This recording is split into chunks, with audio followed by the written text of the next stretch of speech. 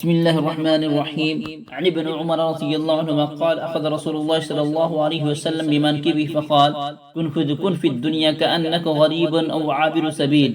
حضرت عبداللہ بن عمر رضی اللہ عنہ روایت کرتے ہیں کہ رسول اللہ صلی اللہ علیہ وسلم نے میرے شانے کو پکڑ کر فرمایا دنیا میں اس طرح رہو جیسے کہ اجنبی ہو یا کوئی راہگیر ہو۔ حدیث شریف میں آخرت کی ترغیب، دنیا سے بے رغبتی اور بے تعلقی کا بیان ہے۔ ارشاد نبوی ہے، دنیا سے بے رغبت رہو، اللہ تعالیٰ تم سے محبت فرمائے گا، اور لوگوں کی مال و متاع سے بے رغبت رہو، لوگ تمہیں عزیز رکھیں گے۔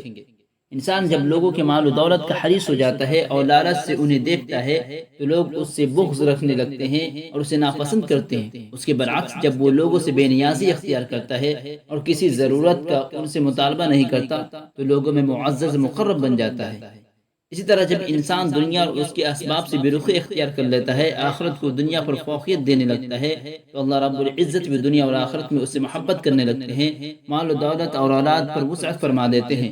اللہ کے فضل و رحمت کی بارش ہوتی ہے، دنیا آخرت کے احسانات اس کو عطا ہوتی ہے۔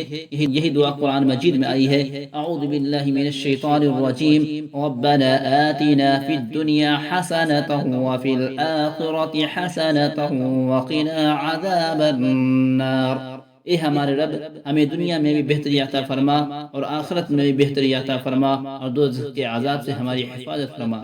انسان در حقیقت آخرت کا مسافر ہے۔ جس طرح مسافر میلوں اور تفریح گاہوں کو طمع کی نظر سے نہیں دیکھتا اور نہیں منظروں اور نمائش میں الجھتا ہے، بلکہ اپنے کام میں لگا رہتا ہے، جب اس کا مقصد پورا ہو جاتا ہے اپنے وطن لوٹ جاتا ہے۔ ایک مومن کی دنیا میں یہی شان ہے، مومن دنیا کو اصلی وطن نہیں بناتا، اس کا دل دنیا میں نہیں اٹکا رہتا، دنیا کو جمع کرنے میں اور اس کی طلب میں وہ خود کو مشغول نہیں رکھتا، بلکہ وہ فرمان نبوی کا آئینہ دار بن جاتا ہے۔